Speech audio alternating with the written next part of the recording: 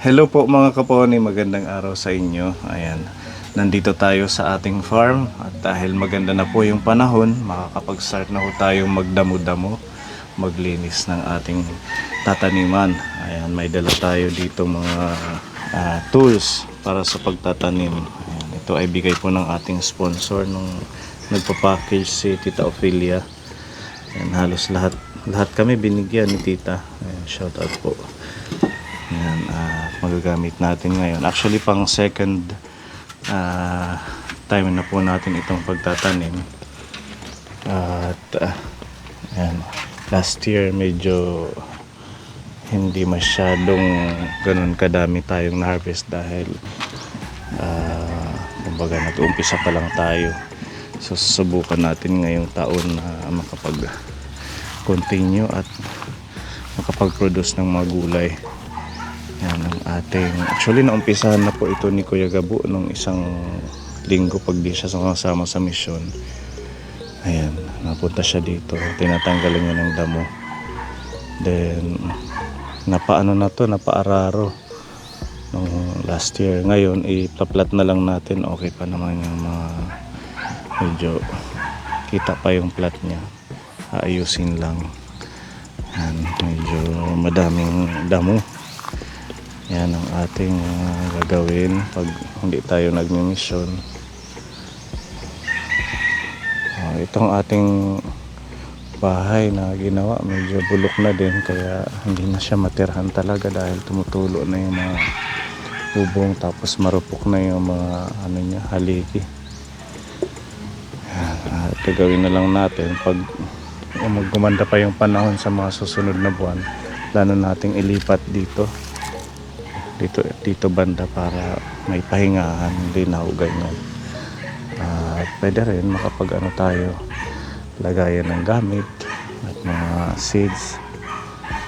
Yan ang ating planong farming ngayong taon, dahil nakakaapat na araw na maganda ang panahon, kaya sinubukan po namin mag-start na ng pagtatanim kapag dadamo pala.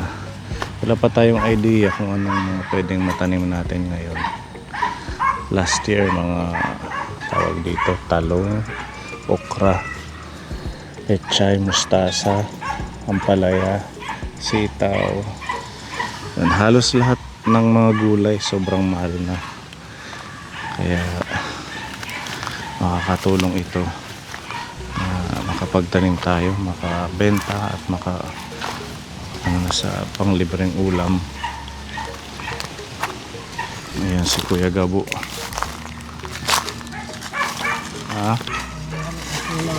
Last week.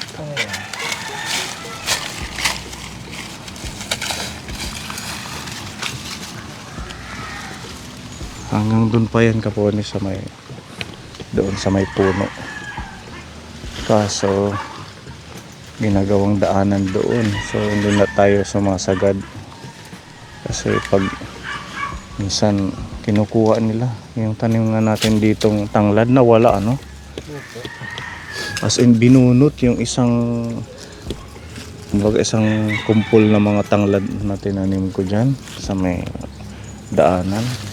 Pagpunta namin ngayon wala na. Hindi mo yun napansin nung nagpunta ka dito? Nandyan pa yun. So bago lang siyang kinuha, no?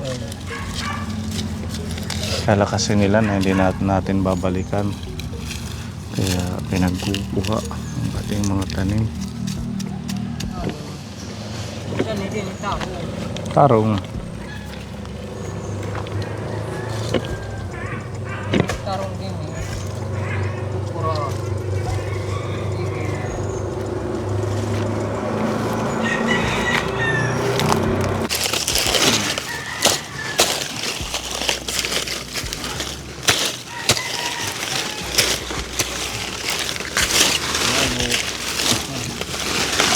Dago din sigot, ano? Hirap dahil ito nga niya na ikan na ano ang una di matwidin kan man pa mga bago nga kanin yan na no kumao kay ini sira man tan ni Kumbaga tumaba yung lupa, ano. Pwede tayong Dami pumatang tanim. magdagdag. Kamuti. Hindi na pwede nga ano man. Kaya tataribang ito sa kamuti.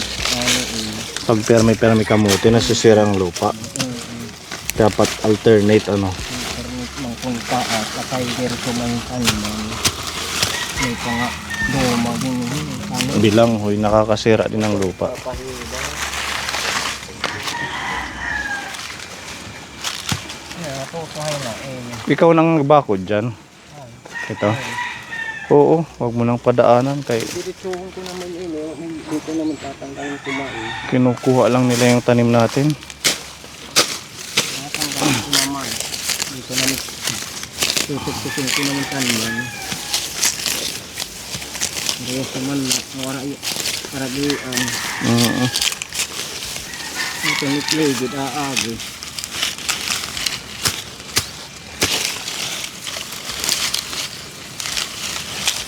Papaurin ko naman dito. Paragian. Lakuran mo na lang. Para ligin aking aagi. Nini. Paragian nga aagi. Wala naman talagang daanan dyan. Sadyang ginagawa lang nilang daanan pag walang tao dito. Ang paragian. Lahat-lahat ano. Lahat-lahat. Papaurin. Dan ini napaurin ko dito na. Para na maagian. Yung pinalit ko na ano yung argian. Hindi salit. Okay. Parang tao.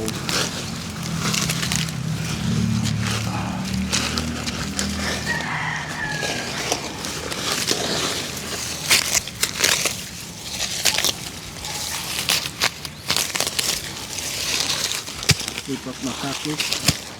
Yung may makatakan. Ano daw na.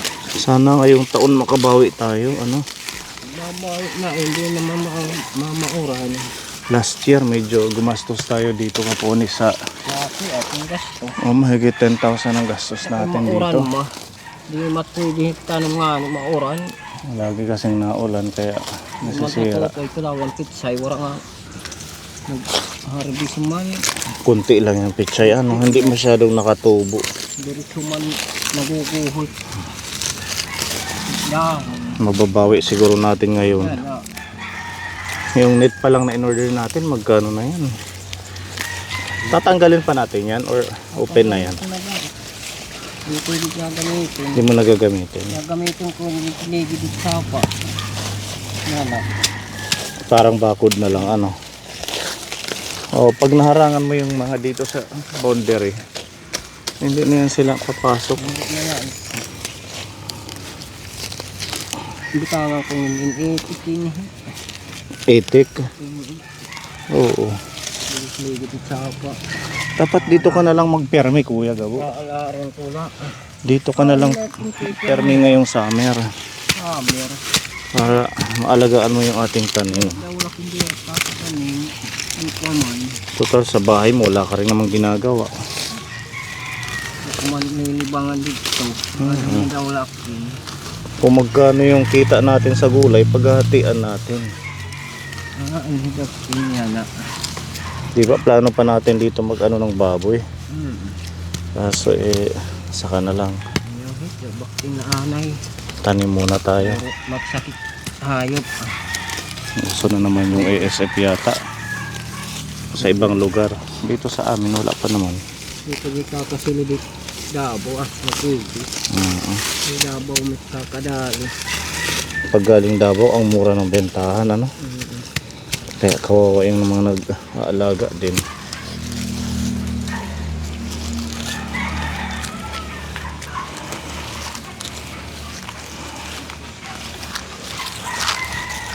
Na ano may tipan.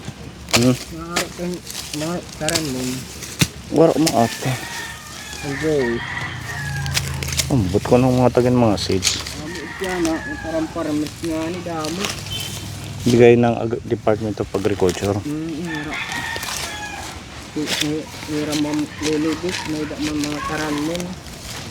Sabihin ko si Pepa. Lilibit araw. Huwag kayo lilibit, hingi tayo ng mga seeds. Lalamit yung nada. Yung farmer. Labaw, farmer. Paano din, mga ligid, saging, Saging mga lingkod. dito sa gilid. Oo, para pinakaano din. Sama-sama lang mga saging ano.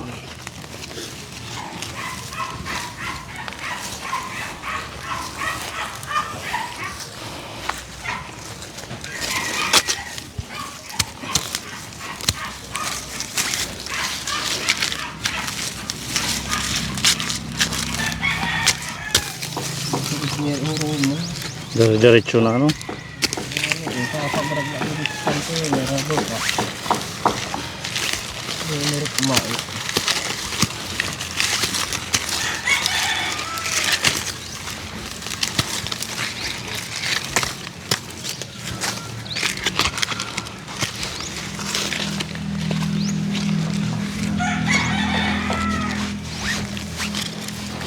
Oh, kung dito ka ba?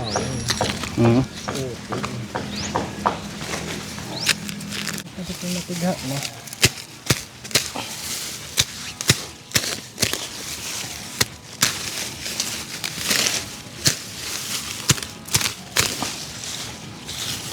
Suri untuk plat.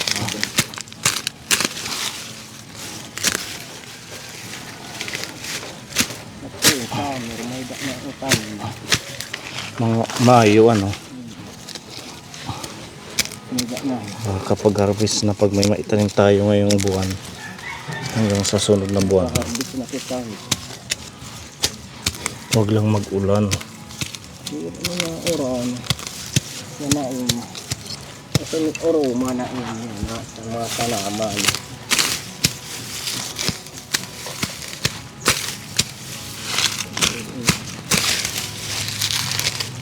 Sinubura ang umahat. Kira dapusan. Ayaw.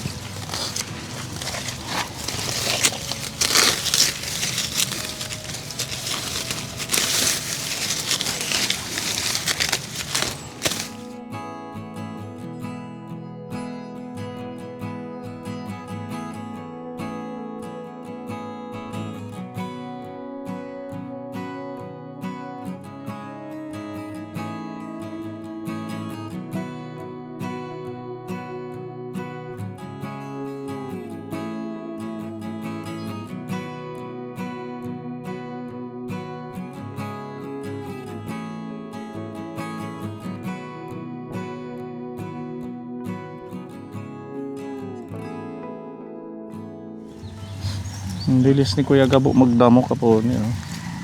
Malawak na. Malapit niya na matapos yung isang plot. Nagpausok kami kasi maraming ano, tawag doon, insekto. Natuyo na yung lupa kaya mabilis na matanggal ano. Mamara. Kakarbit. Ano yung lagay.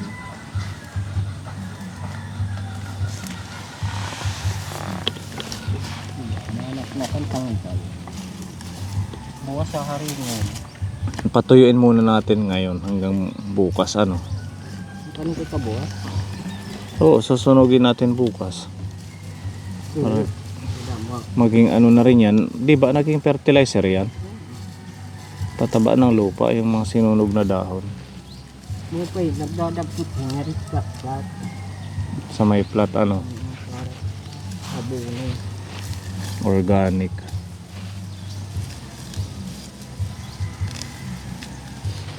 Sana ganito na araw-araw yung panahon.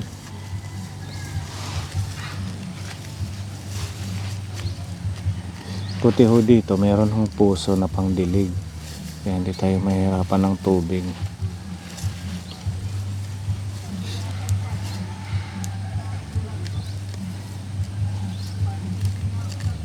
Tampos ko na. Tampos ko na. Sa kaplat. Tampos ko niya na ini. Tutulog. Tampos ko niya na. Yung bahay ka po, yan po yung tinitirahan dati nila Tatay Roque. Ang nangyari ho, pinabarangay pa kami. Kaya binayaran na lang namin para wala nang ingay na gusto na daw nila umalis dito. Nandun na sila sa Bicol ngayon para wala nang maging kung ano-ano. Sila din ang nag-alok na bayaran na lang daw namin.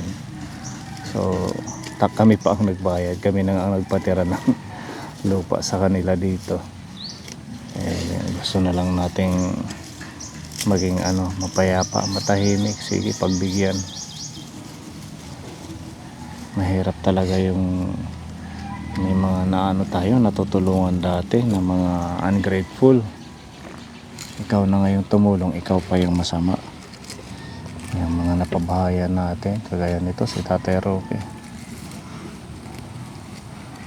Ayan yung mga first year nating nagla-vlog dito sa Borongan. Sila yung mga beneficiary natin. Tapos sila pa yung nagagalit. Kaya ako na lang yung nagdesisyon na sige, para tahimik na lang. Pagbigyan kung magkano ang hiningi, binayaran na lang namin ng almost magkano ba yung hiningi, 18,000 para daw sa mga tinanim nila na binili nilang yero dahil daw sa tumutulo hindi na lang ako nakipagtalo kasi pag mga ganon tayo yung may mahabang pangunawa kaysa sa mga ganon, intindihin na lang. Ngayon biglang pagkabayad namin, alis ka agad sila. Nagpirmahan kami sa barangay na hindi na sila pwedeng bumalik dito. Grabe yung sakripisyo ko rin doon sa kanila. Kumbaga ginawa ko yung paraan na mailagak sila dito sa lupa na to. Actually hindi sa akin ito itong lupa na to.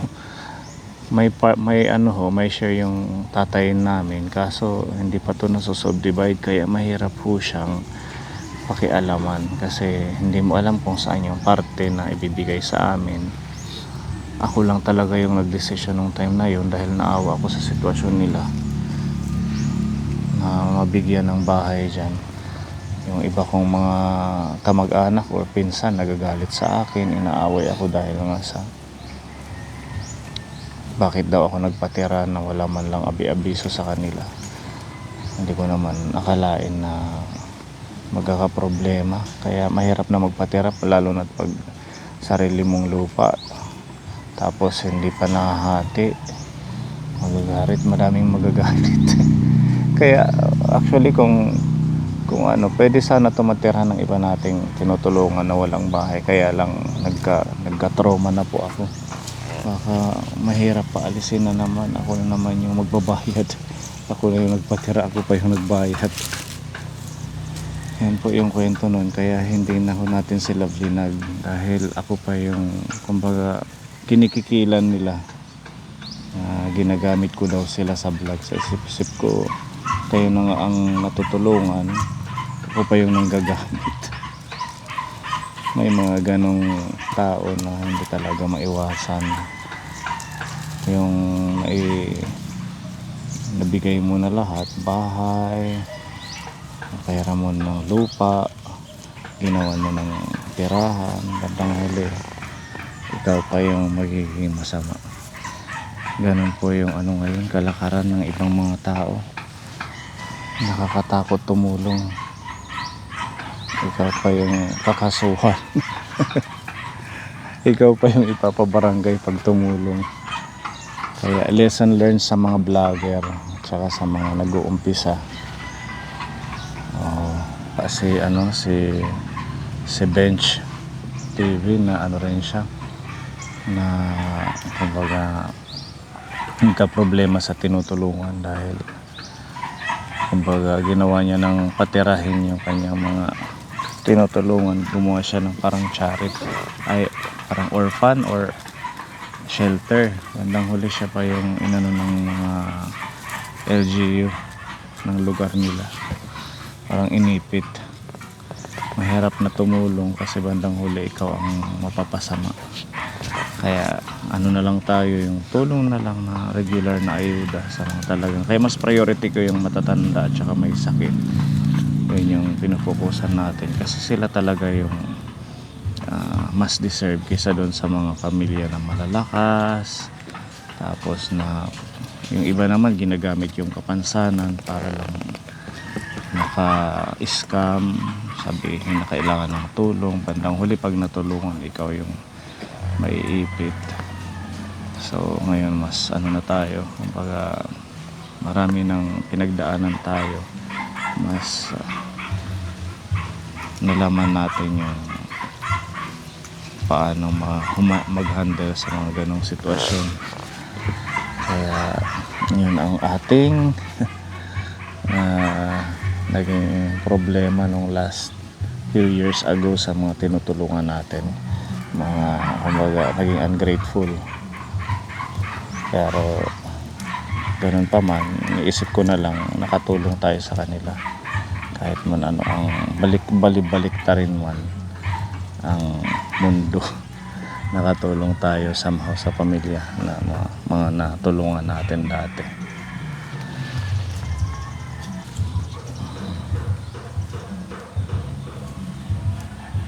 Wala na ho yan eh. Hindi na ho siya matirahan dahil ano na, di ba Kuya Gabo, sira na yung bubong niya? Oo. Pinalitan pa ho natin yan ng sahig kasi last year nung nag-start tayo magtanim dito, ang plano namin ni Kuya Gabo, pwede natin siyang kumbaga dito mag-i-stay. Ang problema dahil ngayong panahon hindi nakisama last year, tumutulo. So naisip ko, wag nang anuhin na lang siya, gigibain na lang natin yan. Tapos plano namin ni Kuya Gabo ilipat dito sa mas malapit sa taniman. Kasi doon ho, medyo naakyat yung tubig pag sobrang lakas ng ulan. So pinapasok ng tubig na galing sa sapa. Dahil nga sa mababa yung lupa doon. So iuurong natin, gigibain namin yan pag mayroong time ngayong summer, ngayong bakasyon. Para masakto lang sa pahingahan or tulugan ni Kuya Gabo paggabi. Para mababantayan niya yung ating garden. Kasi sa sobrang ano ngayon, hirap ng buhay, ultimo tanglad, ninanakaw. Yung tanim namin dyan, ayun, kinuha. Hindi lang kumuha ng ilang piraso, as in lahat, pati yung ugat. Pati yung puno, kinuha, grabe. Siguro, maglilitsyon ng napakarami ano. Ang laki na nun eh, ang lago ng tanglad namin dyan. Pagdating namin kanina, wala na. Shout out sa'yo sa kumuha ng aming tanim. Sana masarap ang niluto mong lechon. Tara, snack muna. May tubig dito, tsaka biskwit. Sitaw. Ako pa nga yung turo ko. Hindi na tayo malakbog yung balong. Ito pa, ang dami pang dadamuhan dito. Isama na kaya natin si Christopher. Ang pwede guys. Ano, magaling din yan magdamo eh. Yung taga dun kila Kuya Gabo. Ano, kukuha ng tabuas. O, sumati. Kahit isang araw lang, malawak siguro yung madadamo nyo dyan. Yeah, snack. Tubig. Wala na, sira-sira na to kapuli. Oh. Wala na mahin. Wala mga gugu na. Yung isang dapat dito, dito. Yan yung sinahig natin yung last year. Okay pa naman siya. Okay pa kita sa loob. Tanggalin na lang natin to. Ilipat natin pag nagiba natin to. Ano. Yung mga kahoy dyan, ano na yan? Madumog lang, iba. Mga may anay na. Ang magagamit lang dito, itong dingding. Ano yung mga Kung hardiplex? pinakukuha yung tuhay, Ha? ay tibangin ibo sa akin. Yung tinutultog lahit raisang? Bali na kita tutugtog. Ito. Sa bagay. Iyo naman. Yung bago quality, bultang sa iyo ng light. Yung tutugtog malit ito ulo. So wala na din ang hardiplex pala. Ibang na ikubos na ito. Ang Euro siguro, ilang piraso. Iba, gagamitan mo pa. Ayan, mapapansin nyo yung mga itim. Ayan o. Mga anay ho yan eh. Ayan yung ano ng kahoy, kumakain.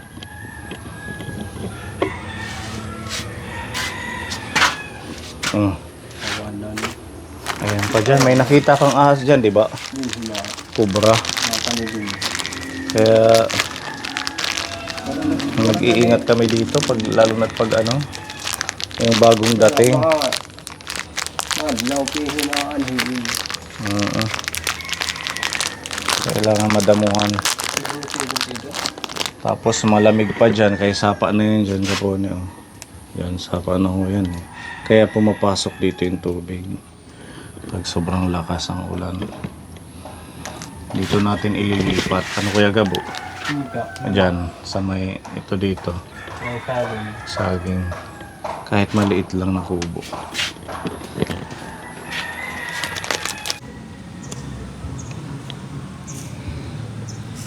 Low maintenance ano? Kahit hindi diligan.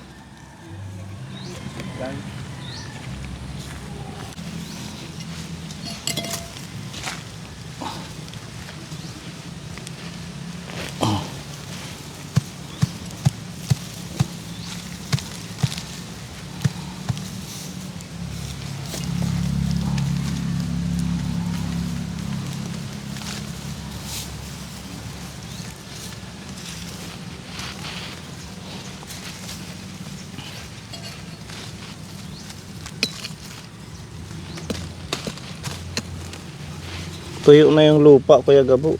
Ano? Tuyo na yung lupa. Bunuhang ko mga ano.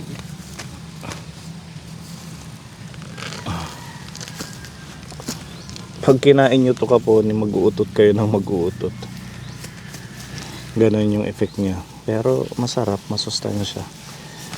Pwede nyo siyang gataan, pwede rin kikilawin lang sa sibuyas, kamatis, suka. Ayan. Chives, maganda to sa mga nagda-diet. Or may mga kabag, ganon.